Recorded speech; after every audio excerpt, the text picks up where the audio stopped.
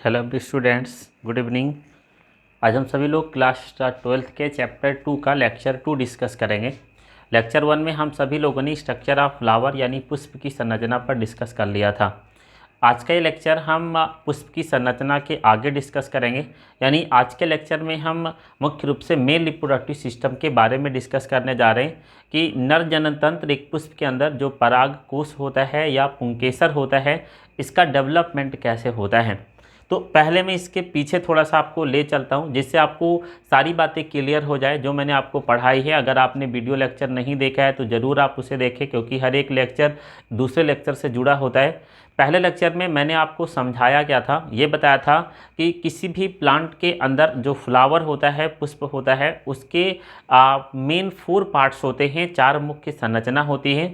और ये 4 मुख्य संरचनाएं मुख्य रूप से उसमें से जो 2 मुख्य संरचना है जिसे कैलिक्स और कोरोला कहते हैं पुष्प का, जिसे बाह्य दल और दल कहते हैं, मैंने आपको समझा रखा था कि ये एक्सटर्नल ऑर्गन के रूप में या फिर हम कह सकते हैं एसेसरी ऑर्गन के रूप में कार्य करते हैं, जो जनन का हिस्सा नहीं होते हैं, और उनके लिए विशेषता भी बताई गई थी। देन उसके बाद हमने बताया था कि पुष्प के अंदर जो तीसरा और चौथा चक्र होता है, इसका जननांग होता है। तो आज के लेक्चर में पहले ये जानो कि हम जो तीसरा चक्र पढ़ने जा रहे हैं, ठीक है, इसे हम मुख्य रूप से पुंकेसर कहते हैं। ध्यान से समझिएगा। यानी आज का जो लेक्चर है हम डेवलपमेंट की तरफ जा रहे हैं, इनर सेक्शन पर। इसे हम पुंकेसर कहते हैं या फिर हम इसे एंड्रोसियम कहते हैं। और एंड्रोसियम में मुख्य रूप से 2 संरचना होती है, समझिएगा। इसको नर जनन तंत्र कहा जाता है, यानी ये फ्लावर का मेल रिप्रोडक्टिव सिस्टम होता है। अब इस नर जनन तंत्र में अपर जो बड़ा पोर्शन होता है, बड़ा सा स्ट्रक्चर, उसे हम परागकोश कहते हैं। ये इसका मेन पार्ट होता है। और उससे एक थ्रेड लाइक स्ट्रक्चर होता है जो फ्लावर से जुड़ा होता है, उसे हम पुतंतु या फिलामेंट कहते हैं। तो आपको ध्यान रखना है कि पुंकेसर नर जनन तंत्र है जिसका अपर मेन पार्ट जो लोबिड होगा, ये वैसे 2 लोबों में बटा होता है, बट कुछ प्लांट्स ऐसे हैं जिनमें 4 लोब भी प्रेजेंट होते हैं, जिसे हम द्विदीर्घी चतुर्दीर्घी पुंकेसर भी कहते हैं। वो पार्ट परागकोश है। यहाँ पर परागकण यानी male reproductive cell pollen grain form होता है, और नीचे एक लंबा सा थ्रेड लाइक स्ट्रक्चर जो फ्लावर से उसे कनेक्ट करता है, उसे हम पुतंतु कहते हैं। आज का ये लेक्चर जो है एक मेन टॉपिक आपको समझाना है, परागकोश का परिवर्धन या डेवलपमेंट ऑफ पोलन सेक। यानी हम जो ये स्ट्रक्चर पढ़ने जा रहे हैं, मैंने आपको बेसिक समझाया कि एक नर जनन तंत्र में पुंकेसर में 2 संरचना होती है। एक को हम परागकोश कहते हैं और दूसरे के थ्रेड लाइक स्ट्रक्चर को पुतंतु कहते हैं। अब हमें पढ़ना क्या है, जनरली अगर हम किसी फ्लावर को बडिंग स्टेज में देखें, मान लेते हैं कि वह पुष्प कली अवस्था में है, तो इस बड स्टेज से लेकर जब वह फ्लावर स्टेज में कन्वर्ट हो जाए, यानी वह पुष्प के रूप में बदल जाए, तो उसके अंतर्गत जो परागकोश होगा उसके अंदर डेवलपमेंट होता है। समझे मैं समझा क्या रहा हूँ।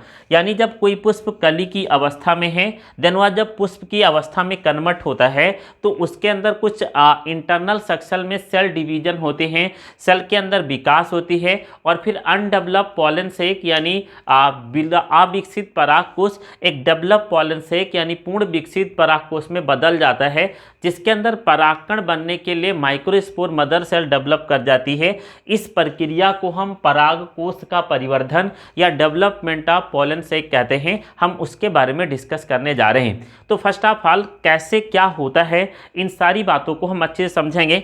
एक बार मैं पुनः से रिवाइज कर रहा हूँ, आपको यहाँ तक पहले पहुँचना पड़ेगा कि हम पढ़ने क्या जा रहे हैं। हम पढ़ने जा रहे हैं पुष्प का तीसरा चक्र पुंकेसर। पुंकेसर के अंतर्गत 2 भाग होते हैं।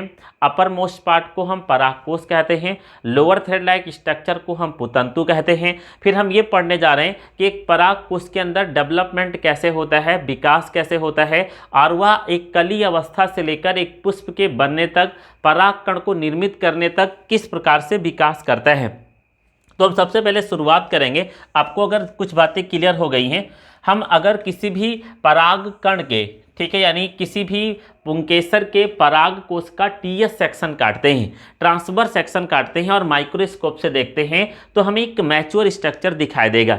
इस दौरान इनके अंदर कौन सा परिवर्तन होता है सेलुलर रीजन पर, इसी प्रक्रिया को डेवलपमेंट ऑफ पोलन सेक कहा जाता है। डेवलपमेंट ऑफ पोलन सेक में कौन सा क्या परिवर्तन होता है, एक एक चीज़ों को अच्छे से समझेंगे। फर्स्ट ऑफ ऑल, अगर हम किसी अनमैच्योर पॉलन सेक को, पराग कोष को अगर काटते हैं तो उसके बाहर एक लेयर प्रेजेंट होती है जो मैंने ब्लैक कलर से ड्रा कर रखी है। इसे हम एपिडर्मिस कहते हैं या फिर हिंदी में इसे बाह्य त्वचा कहते हैं। जबकि इसके आंतरिक भाग में बहुत सारी सेल्स प्रेजेंट होती हैं जो मैंने ब्लू कलर से ड्रा कर रखी है। इन्हें हम मेरिस्मेटिक कोशिकाएं या मेरिस्मेटिक सेल कहते हैं। तो फर्स्ट ऑफ ऑल समझना इस बात को कि कली अवस्था में हमने एक पराग कोश का टीएस सेक्शन काटा, तो इस टीएस सेक्शन में हमें बाहर की तरफ बाह्य त्वचा और अंदर की तरफ मेरिस्मेटिक सेल दिखाई देगी। देन इसके बाद में बाह्य त्वचा में कोई परिवर्तन नहीं होगा। मेरिस्मेटिक सेल में से किनारे की तरफ कुछ कोशिकाएं, उनमें ठीक है स्पेशली न्यूक्लियोप्लाज्म, साइटोप्लाज्म सक्रिय हो जाता है। यानी मेरिस्मेटिक सेल में से कुछ ऐसी कोशिकाएं होती हैं जिनमें केंद्रक द्रव्य, कोशिका द्रव्य विजिबल हो जाता है और ये सेल डिवीजन के लिए तैयार हो जाती हैं। अब उन मेरिस्मेटिक सेल को हम आर्कीस्पोरियल सेल कहते हैं। ठीक है, आर्कीस्पोरियल कोशिकाएं विभाजन करना प्रारंभ कर देती हैं और फिर धीरे धीरे डेवलपमेंट होता है। तो मैं पीछे से समझा रहा हूँ। एक अनमैच्योर पॉलन सेक के टीएस सेक्शन में किनारे की तरफ बाह्य त्वचा, अंदर की तरफ मेरिस्मेटिक सेल पाई जाती हैं। देन मेरिस्मेटिक सेल किनारों की तरफ, उनमें केंद्रक द्रव, कोशिका द्रव सक्रिय होने लगता है, विजिबल होने लगता है। फिर उनमें आर्कीस्पोरियल सेल कहा जाता है, यानी ऐसी कोशिकाएं जो जनन के लिए तैयार हो जाती हैं, उन्हें हम आर्कीस्पोरियल सेल कहते हैं। देन इसके पश्चात आर्कीस्पोरियल सेल परिणत और अपनत, हॉरिजेंटली विभाजन करती है। परिणत और अपनत दो प्रकार से विभाजन करती है और फिर 3 कोशिकाओं का निर्माण करते हैं। एक कोशिका ऊपर की तरफ है जिसे हम प्राइमरी पेराइटल सेल कहते हैं, तथा 2 कोशिकाएं उनके नीचे की तरफ होती हैं जिन्हें हम स्पोरोजीनियस सेल कहते हैं। साथ में एपिडर्मिस सेम बना रहता है, मध्य में प्रोकैम्बियल टिश्यू का निर्माण होता है। तो एक बार पूरा जोड़ रहा हूँ। बाहर की तरफ एपिडर्मिस, अंदर की तरफ मेरिस्मेटिक कोशिका, देन उनमें से किनारे की तरफ डिवीजन के तैयार होने वाली कोशिकाएं आर्कीस्पोरियल कोशिका। देन आर्कीस्पोरियल कोशिका में विभाजन होगा तो ऊपर की तरफ प्राइमरी पेराइटल सेल यानी प्राथमिक परपसु कोशिका और नीचे की तरफ 2 स्पोरोजीनियस सेल का निर्माण होता है। इसके अलावा प्रोकैम्बियल टिश्यू और एपिडर्मिस सेम बना रहता है। देन इसके बाद में इसका जो स्ट्रक्चर है धीरे धीरे लोभित हो जाता है, क्योंकि यहाँ पर और भी सेल डेवलप करती जाती हैं। लगातार प्राइमरी पेराइटल सेल डिवाइड करता है। तो अब इस स्ट्रक्चर को आप देखेंगे, इसमें मैंने केवल एक खंड को अलग बना रखा है, बट वैसे ये आपको ये पूरा डायग्राम सेलर बनाना होता है। आप देखेंगे बार बार एपिडर्मिस सेम बनी रहेगी, बार बार प्राइमरी पेराइटल सेल के डिवीजन से एंडोथीसियम, मिडिल लेयर और टेप्टल लेयर का फॉर्मेशन होता है। जबकि स्पोरोजीनियस सेल इनर सेक्शन में एक स्पोरेंजियम का फॉर्मेशन करती है, जिनके अंदर माइक्रोस्पोर मदर सेल, हिंदी में लघु बीजाणु मात्र कोशिका उपस्थित होती है। तो इसके बाद का विभाजन देखिए, प्राइमरी पेराइटल सेल डिवाइड कर करके एंडोथीसियम, मिडिल लेयर और टेपिटम बनाता है।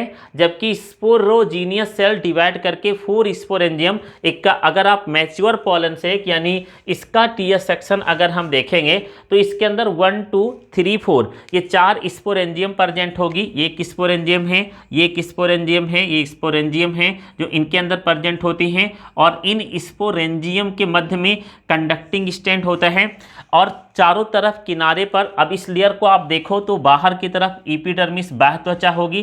देन उनके अंदर जो ब्लू कलर की लार्ज इन सेल हैं यानी आकार में बड़ी, एंडोथीसियम होगी। देन उसके अंदर 2 से 3 परतों की एक लेयर बैरल शेप होती है, ओवल शेप, जिसे मिडिल लेयर मध्य त्वचा कहते हैं। देन उसके अंदर टेपिटम होता है और उसके अंदर बहुत सारी सेल सुरक्षित होती हैं जिन्हें हम माइक्रोस्पोर मदर सेल कहते हैं। टेपिटम और माइक्रोस्पोर मदर सेल मिलकर एक स्पोरेंजियम का फॉर्मेशन करते हैं। तो अगर हम पॉलन सेक की संरचना में यानी वो अगर चतुर्दीर्घी इस मार्कर को देखेंगे, यानी ये 4 मार्कर्स हैं, इनको अगर हम इस तरह से अरेंज करें तो ये 4 लोब का फॉर्मेशन करते हैं। और फिर अगर हम इसका टीएस सेक्शन काटते हैं तो हमें 4 स्पोरेंजियम एक पॉलन सेक के अंदर दिखाई देते हैं। यानी एक पराग कोश के अंदर, मैच्योर पॉलन सेक के अंदर 4 स्पोरेंजियम होगा। स्पोरेंजियम के बाहर टेपिटम होगा, उसके बाहर मध्य परत होगी, उसके बाहर इंडोथीसियम होगा, उसके बाहर बाह्य त्वचा होगी और टेपिटम के अंदर लघु बीजाणु मात्र कोशिकाएं उपस्थित होंगी। तो एक डेवलपमेंट है जिसको आपको प्रक्रिया के अकॉर्डिंग समझाया गया है। ये डायग्राम मोस्ट इंपॉर्टेंट है, जिसका केवल डायग्राम ड्रा करना बोर्ड एग्जाम में 2 नंबर में पूछा जा रहा है। तो एक बार मैं पहले पूरी टॉपिक को रिवाइज करता हूँ, फिर हम एक डायग्राम को दोबारा अच्छे से पढ़ लेते हैं, क्योंकि ये टॉपिक बहुत ही ज़्यादा उपयोगी है। First of all, development of pollen sac का मतलब है कि एक अनमैच्योर परागकोश मैच्योर परागकोश में कैसे कन्वर्ट होता है, जिसके आंतरिक भाग में किस प्रकार की परिवर्धन होते हैं, इनके बारे में हमें समझना है। तो फर्स्ट ऑफ ऑल, बाहर की तरफ एपिडर्मिस, अंदर की तरफ अनेक मेरिस्मेटिक सेल, आप समझते चले। जिनमें से किनारे की तरफ मेरिस्मेटिक सेल जो डिवीजन के लिए तैयार होती हैं, कोशिका द्रव्य केंद्रक द्रव्य सक्रिय होता है, उन्हें हम आर्किस्पोरियल सेल कहते हैं। देन वो 2 प्रकार से विभाजन करके सेल बनाती हैं, नीचे की तरफ स्पोरोजीनियस सेल और ऊपर की तरफ प्राइमरी पेराइटल सेल बनाती हैं। फिर इनमें जब बार बार विभाजन होता है तो लोबेड स्ट्रक्चर का फॉर्मेशन हो जाता है, यानी उपालित संरचना परागकोश में बन जाती है। Primary parietal cell endothecium, middle layer और टेपिटम बना लेती है। स्पोरोजीनियस सेल स्पोरेंजियम का फॉर्मेशन कर लेती है, जिसके अंदर माइक्रोस्पोर मदर सेल यानी लघु बीजाणु मात्र कोशिका बन जाती है। अब हम अगर एक मैच्योर परागकोश का टीएस सेक्शन काटते हैं तो हमें इसका वाह्य स्ट्रक्चर कुछ इस प्रकार से दिखाई देता है, जिसके मध्य में कंडक्टिंग स्टैंड होता है। स्पोरेंजियम 4 प्रेजेंट होती है एक मैच्योर परागकोश के अंदर। और अगर उसके एक सेक्शन का डायग्राम हम देखें तो देखिए, सबसे बाहर तो एपिडर्मिस है, इसको समझिएगा आरेखित चित्र में। देन उसके अंदर इंडोथीसियम की लेयर होगी, अंतः त्वचा। देन उसके अंदर 2 या 3, देखो मैं 2 बना रहा हूँ, ये 2 भी हो सकती है या 3 हो सकती है। तो ये आपका एपिडर्मिस, ये आपका इंडोथीसियम, ये 2 आपकी मिडिल लेयर होगी। देन इसके बाद में टेपिटम लेयर होगी, ये आपकी टेपिटम होगी। देन इसके आंतरिक भाग में एमएमसी पाया जाएगा। ये एक सेक्शन का कंप्लीट डायग्राम, आप इसे देखो। बाहर ब्लैक कलर की layer, this is the epidermis, बाह्य त्वचा। देन इसके अंदर इलोंगेट सेल पाई जाती है, जिसे इंडोथीसियम कहते हैं। देन उसके अंदर मिडिल लेयर होगी, देन उसके अंदर टेपिटम लेयर होगी, और उसके अंदर जो सेल संरक्षित और सुरक्षित रहेगी उसे हम लघु बीजाणु मात्र कोशिका या माइक्रोस्पोर मदर सेल कहते हैं। तो ये एक सेक्शन का डायग्राम है जो आपको समझाया जा रहा है। अगर हम परागकोश में एक कंप्लीट स्ट्रक्चर को देखें तो परागकोश की कुछ संरचनाएं अंदर की तरफ पेनिट्रेट कर जाती हैं और एक विशिष्ट संरचना का फॉर्मेशन करती हैं, जिन्हें स्टोमीनियम कहते हैं। जब इनके अंदर परागकण बनते हैं, आगे हम टॉपिक पढ़ेंगे कि यही परागकोश मात्र कोशिकाएं बार बार विभाजन करती हैं और इनके अंदर परागकण का निर्माण करती हैं, जिन्हें हम लघु बीजाणु जनन भी कहते हैं। फिर जब अनेक परागकण इसके अंदर इनफाइनाइट संख्या में भर जाते हैं तो स्टोमीनियम की लेयर ब्रेक डाउन हो जाती है और ये परागकोश फट जाता है, जिससे परागकण इन्वायरमेंट में बिखर जाते हैं। यहाँ पर एक इंपॉर्टेंट क्वेश्चन पूछा जाता है, टेपिटम क्या है, इसका कार्य बताइए।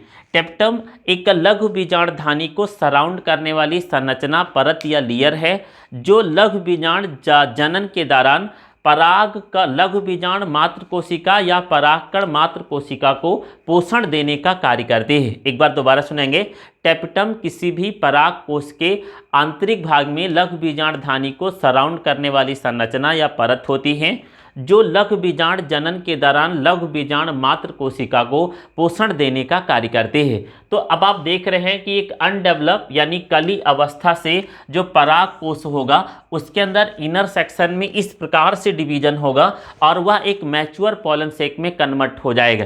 ये आपकी टॉपिक थी पराग कोश का परिवर्धन। फिर हम इसके बाद नेक्स्ट लेक्चर में मिलेंगे तो लघु बीजाणु जनन पर डिस्कस करेंगे। ये डायग्राम आप अच्छे से रिवाइज करेंगे, 5 नंबर के लिए मोस्ट इंपॉर्टेंट है। इनमें से ये डायग्राम और ये डायग्राम 2 नंबर में कई बार पूछा गया है, तो आप इसे अच्छे से तैयार करेंगे।